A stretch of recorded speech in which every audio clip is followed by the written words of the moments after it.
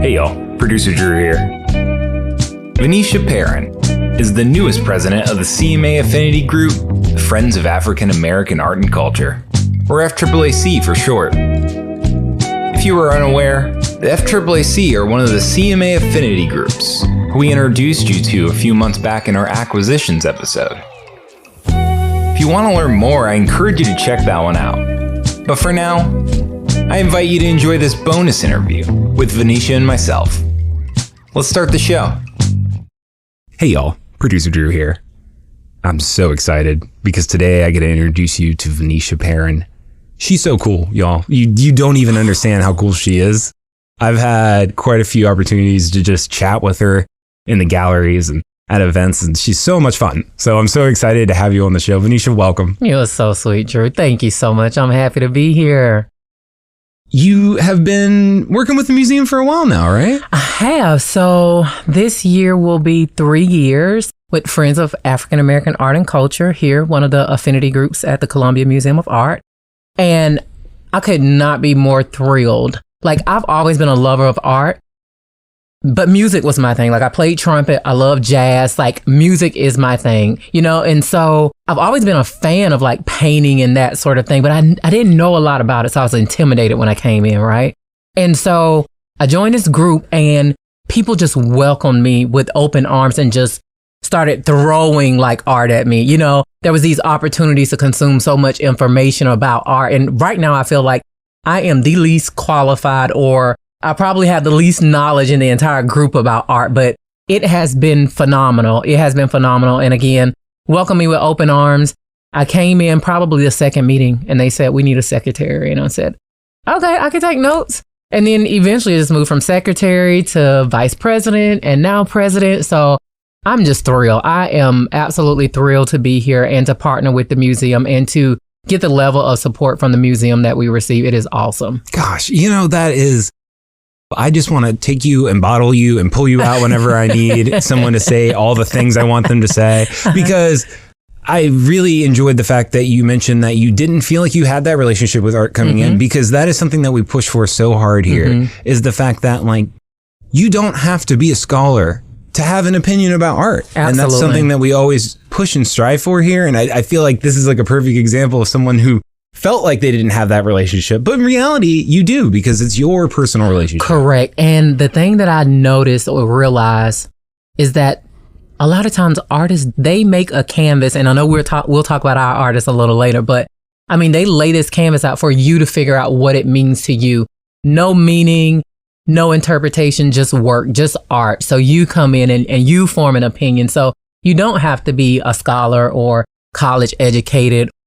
And I think it's important to me because that's one of the missions of the Friends of African American Art and Culture, is to bring folks into the museum, particularly people of color, into the museum who don't have this experience and don't feel like they fit and don't understand, you know, art, or just may not feel welcome or just don't know what's available to them.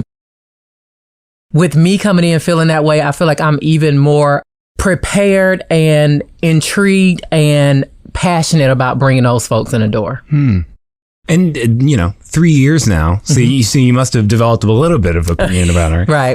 In terms of kind of like more traditional, I guess, like studio art, is there any that really captures your interest? So, you know what's interesting? I was at a conference this weekend, and just my luck, there was an art museum across the street from the resort that I was staying in. And I went. And so I really like paid attention to what I liked. And so last night on social media, Instagram, I post this thread of, you know, different paintings. And I said in my post, I'm leaning towards watercolor. Like, everything bleeds into the other, but it's still beautiful on its own. But when you put it all together, like, it's really, really beautiful. So I think watercolor is my jam. Watercolor is my jam. I mean, good choice. Did you frequent museums before you kind of got involved with the CMA? Not at all. Really? Not at all. That's so cool to me. So like, this is really genuinely like the FAAC, and Absolutely. CMA has like kind of helped you cultivate that interest. Absolutely. Loved art in terms of murals, like things like that. It was called graffiti, right? And it was problematic back in our days, but I would love that kind of stuff, like just to see what people wrote, the colors that they used, how did that work? But No formal introduction or experience with a museum. Isn't that interesting? I feel like that's like a perfect example of like how quickly art has changed. Because you think now it's like, who's one of the highest paid living artists? Banksy, right? And like very much out of that graffiti culture. And it's interesting to see how museums have like changed in that regard, right? Yeah. Like we've really kind of grown and progressed to like see a lot of different facets of art as art, where maybe before they were seen as like kind of like, oh, the graffiti is really more of an eyesore. Right. But these were artists. I mean, it takes a lot of skill to make like a really good graffiti mural. Right. You bring up a lot of interesting points there, I guess. So one of the reasons I brought you in today is listeners from before will remember that Therese Griffin was in the building a few months ago talking to us about a then not officially announced piece. She had promised the listeners that we'd learn a little bit more about it. And so she then threw you to the wolves and said, Vanesha, get in there and tell them about it. So here you are. Let's talk a little bit about Oliver Lee Jackson. From your perspective, now that the piece has been up for a little while, you've gotten a chance to really like look at it and take it in. What makes it interesting to you? So I think clearly, I mean, the obvious choice is the use of color, right? I mean, it is vibrant. It's alive. It's very much so alive. But I think once I learned a little bit more about Oliver Lee Jackson and what it is that he stands for and how does his work come about, I started to get really interested. So they talked about him using these abstract feels and he paints people, and I put that in quotes because it's like you really have to dig into his work to find it. And it is whatever it is to you, because he doesn't have an it. He just does his thing. And it's like you figure out what it is for you, and that's what it is. When we all discussed this and we were deciding on which piece, and we voted as a committee, and, you know, we talked about, you know, what do we want to see? Most importantly, what represents Delores? So Delores Logan was a dear member of FAAAC. I believe she was one of the founders, if not a founder, very early on got involved with FAAAC. And so we lost Delores a while ago, and Oliver Lee Jackson was one of her favorite artists. Delores was well-traveled, stayed in California for a bit, and it's my understanding that those two had some interaction, and we know she loved him, right? And so we wanted to honor her by acquiring this piece. And so, again, we decided on the piece based on what represents Delores. So that piece, while it's vibrant, it's alive, it's a bit wild, it's intricate, like you don't really know. And as I'm saying all of these things, like, I think about her immediately, like it clearly represents her. I mean, I remember when we would have events like our annual Sip and Scribble, and I remember I turned around and this lady was dancing in the middle of the floor with a glass of wine, and she was just swaying to the jazz music, and I was like, I like this lady. I don't know what to make of her right now, but I really like this lady. And so I feel the same way about the art. At first you see it, you don't know what to make of it, but you like it. Can't put my finger on what it is that I love about it, but there's something that I love about it. And I felt the same exact way about Delores when I first met her. This piece, you know, like many other pieces with Oliver Lee Jackson, as I stated, he kind of leaves it open to interpretation. Like there's no single message, you know, in his pieces, which is oftentimes what we want, right? We want to know what the artist was thinking. I don't want to figure it out on my own. Like, I'm a millennial, right? I like everything microwaved and ready for me. Like, I don't want to have to do the work and think about it. And I say that, but I'm not being truthful. But as, you know, young folks or whatever my generation is, honestly, you look at it, but you want someone to tell you, what is it supposed to mean? What is this supposed to say? Like, what's the message here? I struggle personally when there isn't a message, and they say, you find whatever it is. Oh, I go to bed thinking about it at night when I have to find the it. I'm not even kidding. Like, just tell me what it's supposed to be. I don't want to look for the it, because I just need direction, and I need it to be clear, and I need to know what to make of this. So for me to have to figure it out it kind of gives me angst. But at the end of the day, I mean, it leaves the opportunity to really explore and to go places creatively that you wouldn't if somebody just told you exactly what it is, right? You wouldn't have to think. And so I love that he leaves that there for you to think about and try to figure it out. Well, it stays with you. It does. Right. Like, and I think, you brought up a few things there I wanted to kind of point out. I mean, one of the big ones for listeners at home who didn't know Delores, like, let me just say, as someone who had the pleasure of knowing her for quite a few years, she was such a wonderful woman. She was such a wonderful woman. And she was the type of person that you could have 100 conversations with and there would be so much left to learn. Correct. The breadth of what she did and the people that she interacted with is absolutely amazing. And maybe we could do an entire podcast just about Delores, frankly. Absolutely. But this podcast specifically is really about preservation. So when we're thinking about preservation, that can mean a lot of things, especially in the art world, right? Like we think about the fact that we like preserve art. That's like one of the main goals of a museum is to preserve something so that it can be around for future generations. But within that, what y'all have done with this acquisition for FAAC is you've done something beyond just preserving this piece for others to see it, but you've preserved the memory of someone. Hey y'all, producer Drew here to fill up your social calendar for September with some exciting CMA programming. On September 8th and the 14th, take a tour and get a new perspective on Amanda McCover's Bright Little Day Stars with volunteer coordinator and installation assistant Jackie Palmieri. On September 22nd, grab a cocktail and a seat for a panel discussion featuring Carol Souvion, executive producer and director of the Peabody Award-winning and Emmy-nominated PBS series, Craft in America. On September 25th, get your dancing shoes ready for Shea Alexander Presents Live on Boyd Plaza with popular Charlotte-based outfit Reggie Graves and Jazz Theory. You can find out more about these and all of our upcoming programs and events on our website, www.columbiamuseum.org. And now, back to the show.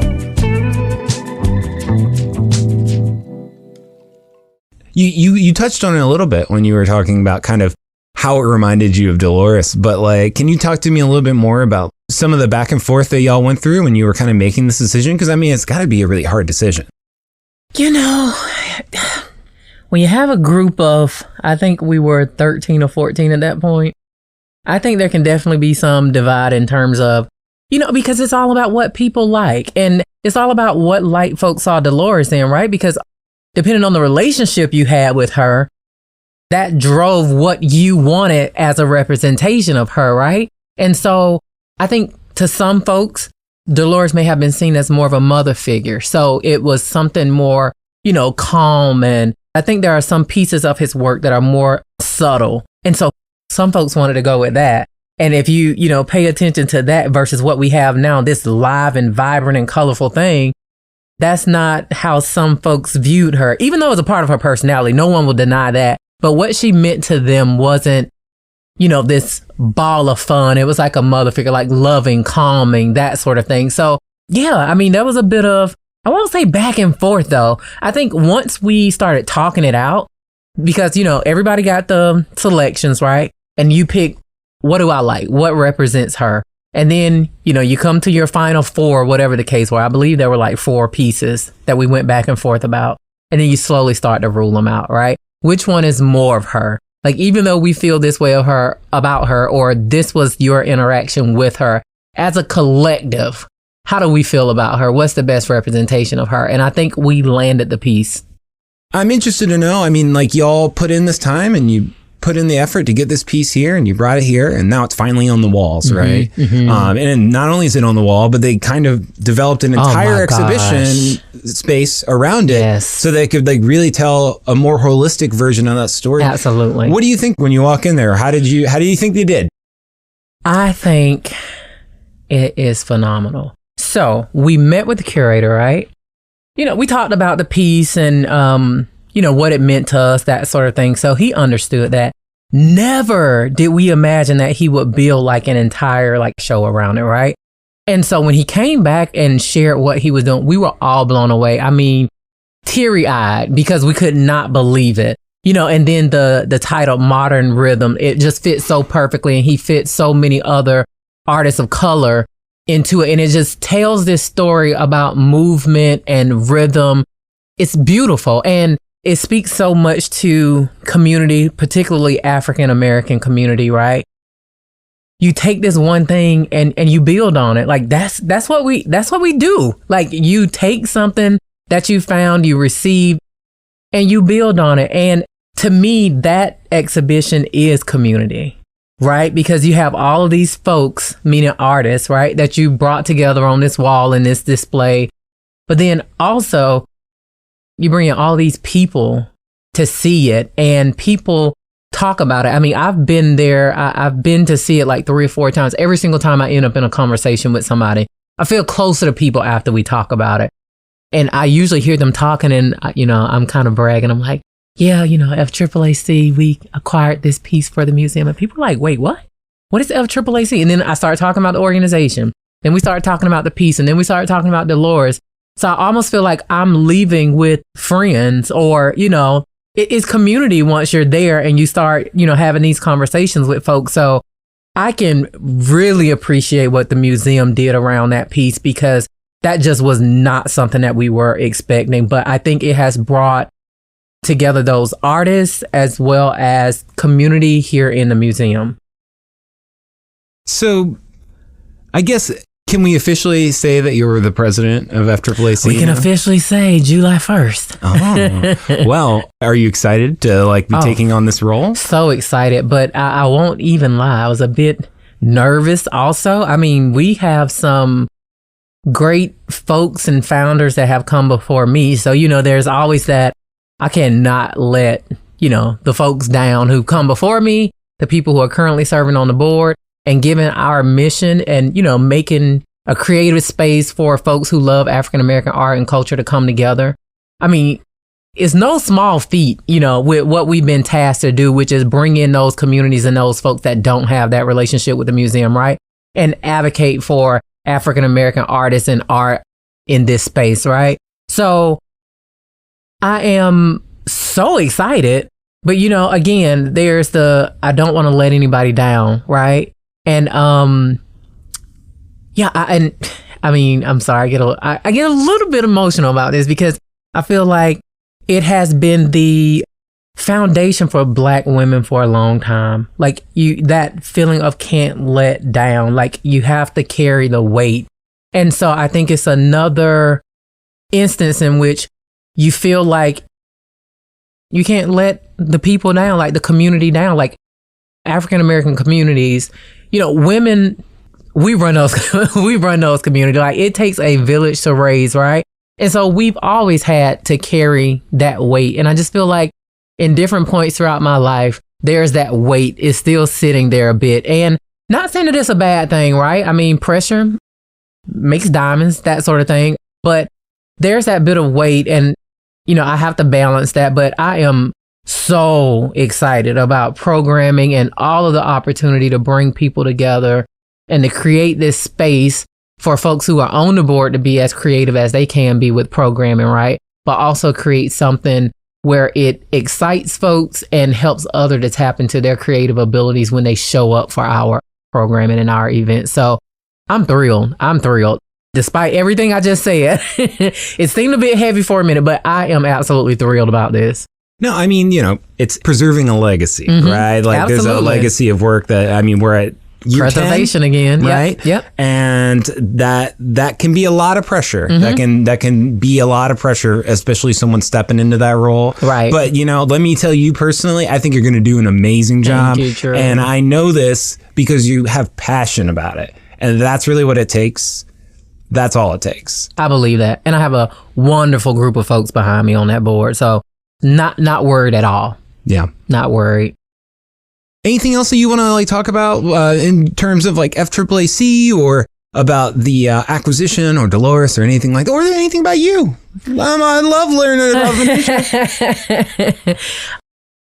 I think FAAC is so important to the museum, given what we've been tasked to do, which is bring in those folks that, don't have that relationship with the museum, but also in just advocating for African American art and artists. It's clear they haven't always been inclusive in these spaces, right?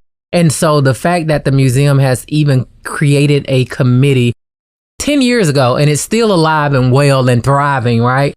To make sure that we are, accounted for and included in the museum. I think that's wonderful. I think, we have work to do. And I look forward to getting it done. What do you think the biggest challenges are, like, going forward when it comes to, like, not necessarily this museum, but kind of the institution of museums in general? Yeah, exactly. It has had a complicated history when it comes to inclusion, equity, and all those things. Like, where do you think the biggest challenges still lay ahead? That's a good question, and one I have not had the opportunity to ponder on, Drew, but I would say, honestly, diversity and inclusion, right? I mean, we talk about it, and I think that word gets thrown around a lot. Diversity, and folks say, we're all for diversity and we're diversifying. But, I think at some point we have to start looking at what are the roles of those folks in those positions. So, yeah, you can have a museum with 15% or 20, let's say 40% African American, right? But if you're including, everybody from the folk that greet you at the door to the CEO, and when we look at those executive seats, we don't see anyone who looks like us there, then that's where it gets problematic. So yeah, folks can diversify, and a number count is a number count. But I think when you talk about the role, the voice that those folks have in making decisions, then I think, once we start including folks there, then I think we'll start heading in the right direction. I hope everyone heard that. That's all I'm going to say. Like, don't make people repeat that again. Like, just start doing the work. Yeah. Please. Right. I'm asking nicely, everyone at home. Please start doing the work for real. Yeah, for real. Vanesha, I know you got somewhere to be, so we got to wrap this up quick. Okay. But it's such a pleasure, and I really hope that you'll come back, because I want to bring you on again, because you are rocking it. I love it. And you're going to be around doing so many cool things here at the museum. Absolutely. And we're going to need to hear about them. Yes, you will. You will. I'll definitely be back. I absolutely love this. This was so much fun, Drew. Oh, thank you so much. You're so welcome. All right, y'all. Till next time. You've been listening to Binder, a production of the Columbia Museum of Art. Today's episode was produced, edited, and hosted by me, Drew Says Like Too Often Barron. Special assistance from Joelle Ryan Cook. Vanesha is a member of the FAAC, and you could be too. If you're interested in learning more about affinity groups, our exhibitions, programs, or anything CMA, visit our website, www.columbiamuseum.org.